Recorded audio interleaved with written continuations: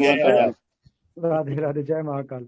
आज सौरभ सर पे जिम्मेदारी डाल दी थी हमने, कहा आज अगर चले गए तो आज सौरभ सर मेरे धन्यवाद घर आ आपकी लाज जाएंगे। रखने के लिए। मुझे लगा आज घर आ जाएंगे। Thank you to all of you, Mandeep sir, Saurabh भैया, संजीव जी, जय महाकाल, संजय दादा, देवांशु दादा हमारे, हितेंद्र जी हैं, बहुत अच्छा मन चला रहे हैं हितेंद्र जी, आपका भी बहुत बहुत धन्यवाद। अमूल्या सर हैं, तेज करण जी अच्छी नॉलेज रखते हैं सर, तेज करण जी आपका भी बहुत धन्यवाद। सिद्ध स्वरूप जी हैं, रंजीत कौर मैम है, मैं इनको देख रहा हूँ 2-4 दिन से आ रही हमारे बीच में, लगातार रह रही मैम, आपका भी बहुत बहुत धन्यवाद।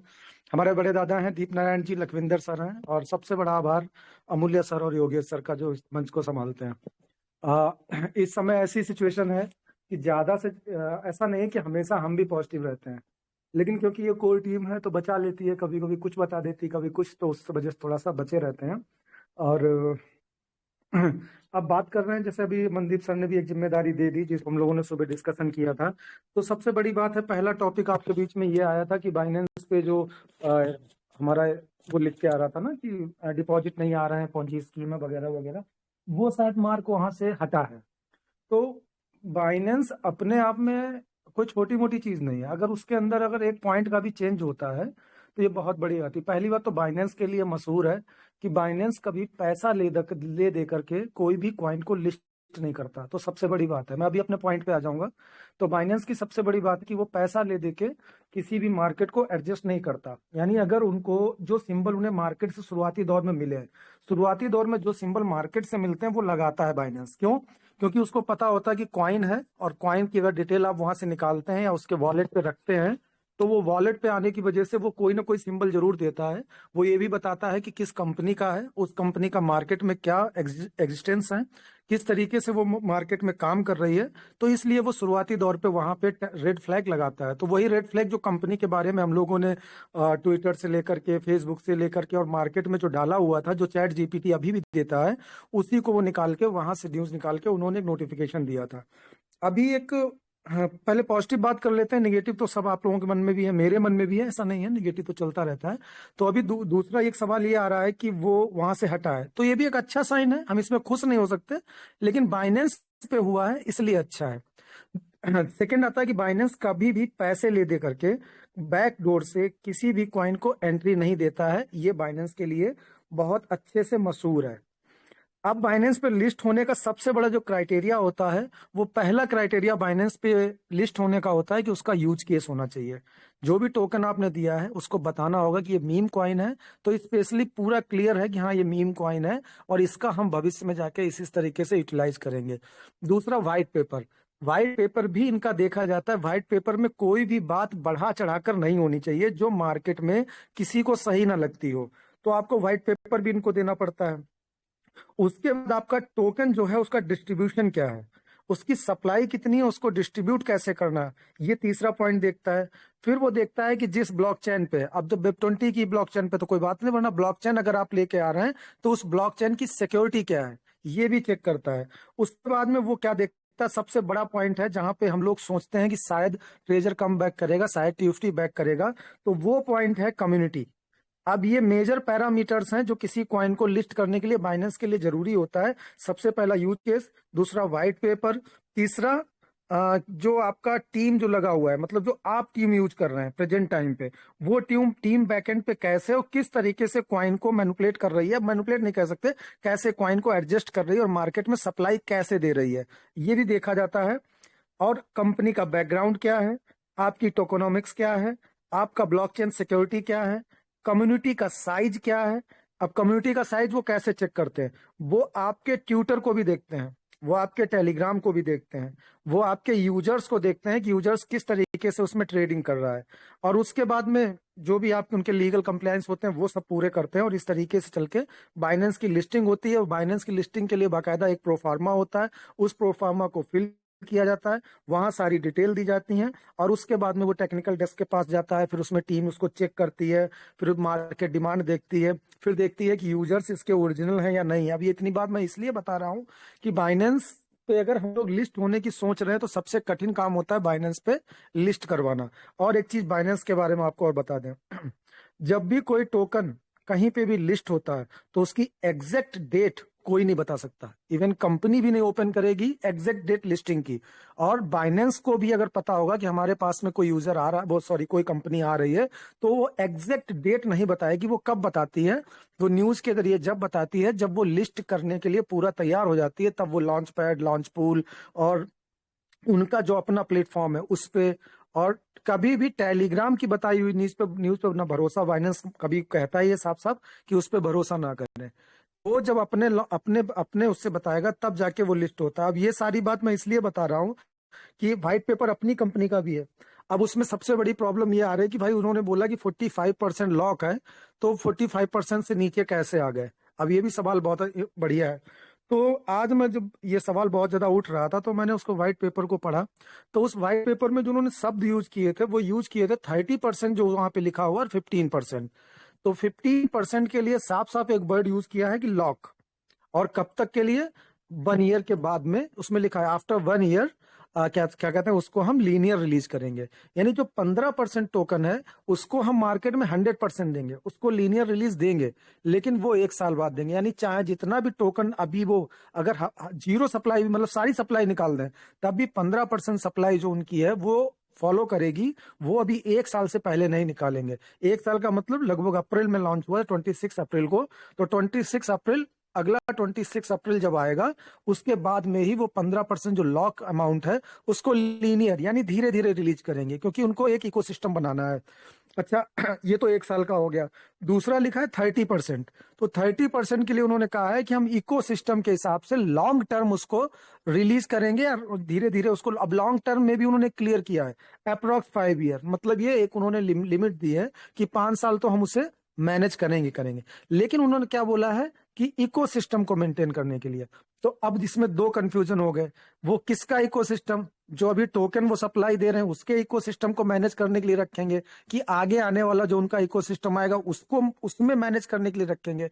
तो जो सप्लाई है ना 45%, वहां पे थोड़ा सा कंफ्यूजन है। वो 45 नहीं, वो अभी डाउन जा सकती है और उनके पास में राइट है। क्योंकि मैंने बाइनेंस इसलिए बोला था कि अगर बाइनेंस ये चीज को देखेगा तो कोई भी व्हाइट पेपर को अगर फॉलो, मतलब फॉलो इन सेंस इकोनॉमिक्स में, अगर वो डिस्ट्रीब्यूशन को फॉलो नहीं कर रहा है तो बाइनेंस पे लिस्ट करना बहुत मुश्किल होता है। और बाइनेंस पे लिस्ट करने का सबसे आसान ऑप्शन यही है कि बेबिट हुआ, OKX हुआ, इन पे अगर पहले कॉइन कोई लिस्ट हो जाता है तो बाइनेंस की प्रक्रिया वहां पे थोड़ी सी आसान हो जाती है। क्योंकि ये लोग जो प्लेटफॉर्म है ये भी प्लेटफॉर्म हार्ड सिक्योरिटी रखते हैं टोकन के लिए। तो मेरा मानना है कि जहां तक पहले कोशिश की जाएगी, क्योंकि उनकी रूल एंड रेगुलेशन इतनी हार्ड नहीं होती जितनी बाइनेंस की, तो उस पर भी लिस्टिंग होने को ये जाएगा।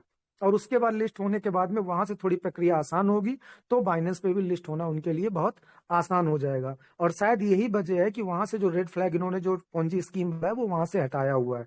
तो जो सवाल अपने दिमाग में बार बार आ रहा था कि सर ये तो 45% बोले थे, 45% से डाउन कैसे कर दिया? तो डाउन इसीलिए किया है कि वो 30% उनका लॉक नहीं है, वहां पे कोई लॉक शब्द नहीं यूज किया है। वो इकोसिस्टम यानी ये कॉइन को मैनेज करने के लिए, कॉइन को चलाने के लिए, कॉइन को मेंटेन करने के लिए। क्योंकि उन्होंने कॉइन के इकोसिस्टम को बोला है, तो ये जो कॉइन इस समय हम लोग मार्केट में ले रहे हैं और उसको मेंटेन करने के लिए वो 30% को वहां से मूवेबल कर रहे हैं। लेकिन ये भी बता दें, ऐसा नहीं है कि पूरा 30% वो खत्म कर देंगे, ये भी नहीं करेंगे, ये भी बात पक्की है। तो हो सकता है आपको 30%, 25 से 30% के बीच में दिखे, क्योंकि 15% तो है ही है और 10-12% का वो गैप लेके ऊपर से चलेंगे। और उसके बाद जब मार्केट से उन्हें परचेज करना पड़ेगा तो वो मार्केट से उठा के फिर उस 30% को इकोसिस्टम के लिए मेंटेन करेंगे। ये एक प्रोसेस है, क्योंकि निरंतर चलना जो होता है। क्योंकि अगर कॉइन, मैंने बोला था अगर कॉइन 28 पे था जिस समय, 0028 पे, अगर उस समय भी रुका रहता तो भी कॉइन रुक जाता। और अगर ये सबसे नीचे पॉइंट पे आके अपना जो उसका कहते हैं ना सपोर्टिंग पॉइंट था 000228, अगर यहां तक भी आया है तो कोई इशू नहीं, इससे नीचे नहीं जाना चाहिए और इससे नीचे जाएगा भी नहीं, इससे ऊपर फिर खींचेगा। और खींचने के बाद में अच्छा हाँ, एक चीज और भी होती है कि अगर आप देखेंगे इन्वेस्टमेंट के पर्पज से, तो कोई कॉइन अगर आपको अच्छा लगता है और आपको लगता है कि बाइनेंस पे लिस्ट होगा, तो एक नॉर्मल अमाउंट होता है, 5 से 10-15 हजार की परचेजिंग करते हैं लोग और की जाती है। 5-10-15 हजार की इसलिए परचेजिंग करते हैं कि जिस समय टोकन की न्यूज आएगी एग्जैक्ट बाइनेंस पे कि ये लॉन्च होने वाला है, एक वो टाइम होता है। और एक टोकन लॉन्च होने के बाद में थोड़ा सा टाइम होता है जिसमें वो मैक्सिमम हाइप पकड़ता है और उसके बाद में कॉइन नीचे आता है, यही सब चलता है। तो ये तो पॉजिटिव पॉइंट हो गए। अब निगेटिव पॉइंट में तो फिर बहुत है, वो तो सब आपको पता ही है, तो उसकी बात क्या की जाए, क्योंकि हमारे समीर सर कहते हैं कि हमेशा पॉजिटिव पॉइंट है वही बोलने चाहिए। तो जो बाइनेंस से नोटिफिकेशन गया है वो भी एक अच्छा है। और बाकी देखिए, बाइनेंस की सबसे अच्छी बात क्या है, मैं बाइनेंस पे इसलिए बात कर रहा हूँ कि वो लिस्टिंग करते हैं, और लिस्टिंग करने के बाद में भी अगर उनको लगा कि जो इन्होंने यहाँ पे 12 साढ़े 12 लाख 13 लाख जो लोग बनाए हैं, अगर वो फर्जी हैं, या वो जबरदस्ती की हाइप क्रिएट की गई, या मार्केट में कोई झूठी हाइप क्रिएट की गई है, तो महीने 2 महीने चेक करने के बाद में भी वो अनलिस्टिंग की प्रोसेस रखते हैं और वो अनलिस्ट कर देते हैं। यानी बाइनेंस इतना मजबूत है कि वो अपने किसी भी टोकन को, किसी भी क्वाइन को, ऐसे क्वाइन को लिस्ट जल्दी जल्दी नहीं करता है जिसकी मार्केट वैल्यू ना हो, जिसके पास कम्युनिटी ना हो, जिसके पास में इवन वो उनका ट्विटर अकाउंट, उस पे कितने उनके सब्सक्राइबर हैं ये तक देखता है। यानी उनके पास में बैकएंड में कितना आदमी है जो इसको कर रहा है, लीड कर रहा है। तो ये इस वजह से थोड़ा सा पॉजिटिव पॉइंट है कि हमारे पास में इतना सब होने के बाद भी आज 12.5 लाख के 12.5 लाख होल्डर है। क्योंकि ये बहुत बड़ी बात है, क्योंकि जिस समय कॉइन इस तरीके से मार्केट से गिरता है उस समय बाइंग बिल्कुल जीरो हो जाती है, और जो सेलर होते हैं वो बढ़ जाते हैं, वो औने पौने दाम में बेचना शुरू कर देते हैं। और जो सप्लाई रिलीज की जाती है वो भी बहुत तेजी से रिलीज की जाती है। और एक चीज बताएं, सप्लाई जब रिलीज करते हैं ना तो हाईएस्ट पॉइंट से रिलीज की जाती है और बहुत फास्ट रिलीज की जाती है, क्योंकि हाईएस्ट पॉइंट के बाद में जब थोड़ा डाउन होता है तो लोग परचेज करते हैं। तो मुझे लगता है कि जब ये .0028 पे था, अगर करना होता तो ये वहां से रिलीज करते और बहुत हाईएस्ट रिलीज मारते, और 10 11 11 12 तक आके अपना सारा कुछ बेच बाच के यहाँ से निकल गए होते। लेकिन अगर ये सप्लाई आज भी दे रहे हैं, आज किस पे दे रहे हैं, 0004 के पास में, अगर वो सप्लाई 3 के पास में सप्लाई धीरे धीरे रिलीज कर रहे हैं, तो जहां तक ये मंतव्य लगता है कि ये अपने कॉइन टोकन को लेके चलेंगे। और एक बात मैंने पहले भी बोली थी, और जब आप लोग परचेज कर रहे थे उस समय मैं बार बार बोलता था कि अंदर आपके पास में अगर हैंडसम अमाउंट टोकन का है तो फिर बाहर केवल उतना खरीदिए जितने से आप अपना मूल है, थोड़ा बहुत प्रॉफिट है, थोड़ा बहुत जो निकाल सकें। यही मैंने उस समय भी बोला था। क्यों? क्योंकि अगर अंदर का रिलीज करेंगे तो बाहर का सोना बनेगा, और अगर बाहर का अगर सॉरी मैं क्या बोल रहा था, हाँ, अगर अंदर का रिलीज करेंगे तो बाहर का सोना बनेगा, और अगर बाहर का मिट्टी हो गया तो आपके खरीदने से फायदा क्या, वो तो मिट्टी हो गया। यानी कहने का मतलब, अगर अंदर से रिलीज होके आपके पास आ गया तो आपके पास बहुत सारा टोकन है, तो खरीदने की जरूरत क्या है। और अगर अंदर नहीं दिया उसने तो मार्केट में निगेटिविटी आएगी, तो ये कभी अच्छे एक्सचेंज पे लिस्ट नहीं हो पाएगा, तो बाहर का भी प्राइस डाउन होगा और अंदर का भी प्राइस डाउन होगा, तो बाहर खरीदने के पाएगा। इस तरीके से खरीद की कोई टोकन आ रहा है, टोकन अगर मार्केट में आ रहा है, एक ऐसा इन्वेस्टमेंट जिसमें अच्छा प्रॉफिट हो सके, साल में 4 गुना 5 गुना 10 गुना, आपसे थोड़ा अमाउंट लेके परचेज करना चाहिए। लेकिन फिर भी अगर आप किसी की तरफ से कोई घबराने की जरूरत नहीं है, ना परेशान होने की जरूरत, कि इसके कॉन्टेक्ट सोर्सेज वगैरह बाइनेंस चेक करता है, ऐसे नहीं वो किसी के लिए नहीं लगाता। ये भी एक अच्छी बात है। बाकी आप रही, और दूसरी बात मैं फिर भी कहता था पहले भी कि पॉजिटिव रहने का और कोई रास्ता भी नहीं है। बस मैं मीटिंग में बंधे, मीटिंग से हटके जाएंगे तो सुनने आता हूँ, लेकिन हिंदी या मुझे बुरा लेकिन मुझे सुनने में ज्यादा अच्छा लगा है। और सब पंचम दा आते हैं, बहुत अच्छी देते हैं, बहुत अच्छे समझाते हैं हमारे सचिव सर। और एक एवरेजिंग शब्द भी पंचम, तो ये समय है जीने का, अपने अपनी एवरेज थोड़े से amount में एवरेजिंग हो और थोड़ा सा बढ़े समय में। केवल देखिए, मैं आपके टीवी में इन्वेस्टमेंट करने के पर्पज से नहीं बता रहा हूँ, क्योंकि भी मेरे पास मैसेज आ जाएंगे आपने फिर इन्वेस्टमेंट के लिए बोल दिया। मैं ट्यूफ्टी इन्वेस्टमेंट के लिए नहीं बता रहा हूँ। मैं चाहे कोई कॉइन हो, चाहे एडीए हो, चाहे RP हो, चाहे फलाना XY, कोई भी कॉइन हो, उसको किया जाता है, उसको खरीदा जाता है, उसको बेचा जाता है, प्रोसेस, उस प्रोसेस ये कह रहा हूं, अगर आपने खरीद लिया तो आप ऐसा ऐसा कर सकते हैं। चॉइस आपकी है, आपने हिसाब से। मैंने ना पहले रोड में ट्यूटी कह रहा, उसको 100 बार उस दिल लगा दे, क्यों तो अमूल्य सर बता ही रहे हैं, ऐसा ऐसा है। अगर आपको उनकी बात पे यकीन है तो फिर आप ले सकते हैं, लीजिए। अगर आपको अपने पे यकीन है, और अगर आपको लगता है कि नहीं नहीं आप डाउट है, तो कोई बाकी कि घर बेच के नहीं लेना है, छोटा अमाउंट जो आपको ठीक ठाक लगे लेना चाहे तो ले सकते हैं। और वैसे भी हम लोग कोई फाइनेंशियल एडवाइजर तो हैं, लेकिन ये बता, यहाँ टोकन की मार्केट पिछले दशकों में जो चली है, हिसाब से चली, जिस हिसाब से चलती है, बता सकते हैं, वही सब बताते हैं। मैं भी आप बीच का हूँ, तो अन्यथा मैसेज न करें, कि जहाँ आप हैं वहीं पे हम हैं। अगर आप फंसना कहते हैं तो जहाँ आप फंसे वहीं हम फंसे। बस धैर्य पूर्वक इंतजार कर सकते हैं। और मीटिंग में आने का एक फायदा ये होता है कि आप टच में बने रहते हैं, और टच में बने रहने से आपको लगता है कि हाँ कोई चीज अभी है मार्केट में और कोई चीज अभी आ सकती है। बाकी जितना फंड आपने लगाना था वो लगा चुके हैं। अब परिणाम रिजल्ट की बात है तो कंपनी से भी आग्रह करूंगा कि हम लोग बहुत लगा चुके हैं। और जब बार बार लोग कह रहे हैं कि आप में $60 मत लगवाइए, आप हमारा विड्रॉल दीजिए, हम $600 भी लगाने की हिम्मत रखते हैं और लगाएंगे। और लगाया भी है। बीच में फंड में आपने विड्रॉल दिया था तो आपने कहा इतने इतने लोगों की आईडी लगाओ, लोगों ने लगाई है तभी तो आज उनके पास फंड है। तो लोगों ने बिना कहे आपके लगाया था, तो आज आगे भी लगा देंगे। तो प्लीज आप अति अच्छा सा नोटिफिकेशन दियो। जहां तक है उम्मीद इस जनवरी में हो सकता है कुछ अच्छी न्यूज आए, और अच्छी न्यूज आएगी। बाकी टोकन की तरफ से आप अभी, मैं तो यही कहूंगा कि अभी ऐसा कुछ भी रेड फ्लैग नहीं है जिसमें टोकन से कोई दिक्कत हो। तो अगर आपके पास में है तो आप अपना होल्ड कर सकते हैं। बाकी आप भी अब होशियार हो चुके हैं इतने दिनों मीटिंग में आते आते, आपको जो लगे जैसा लगे वो आप कीजिए। और बाकी बहुत सारी चीजें होती हैं कि जब इस पे टोकन आएगा तो हमें कैसे पता चलेगा, बाइनेंस पे लिस्ट होगा तो कैसे, तो वो सब सारी आपको धीरे धीरे बाइनेंस खुद बताता है।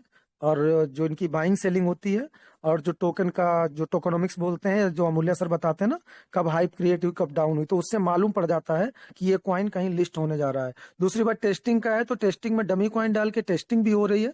तो वो वाला फेज भी इनका क्लियर है। अब इन्होंने दिसंबर तक बोला था कि ब्लॉकचेन से लेके मल्टीपल एक्सचेंजेस पे लिस्ट कर देंगे। तो वो वाली बात है। तो अभी हमारे पास 5-6 दिन है, देखते हैं क्या करते हैं। बाकी तो ना मैं ज्यादा पॉजिटिव हूँ ना ही मैं पूर्ण रूप से निगेटिव हूँ। मैं अपना ठीक ठाक सा हूँ। और आप लोग, बस यही कहना था। Thank you sir, thank you to all of you. आपने मुझे मौका दिया योगेश सर, आपका बहुत बहुत धन्यवाद। और सौरभ सर आपका भी बहुत बहुत धन्यवाद। थैंक यू संजय भैया, थैंक यू जितेंद्र जी, तेज करण जी, शेष स्वरूप जी, दीप नारायण जी, लखविंदर पा जी, और सभी लोगों को बहुत बहुत धन्यवाद। Thank you sir, thank you. Thank you sir, thank you बहुत बहुत।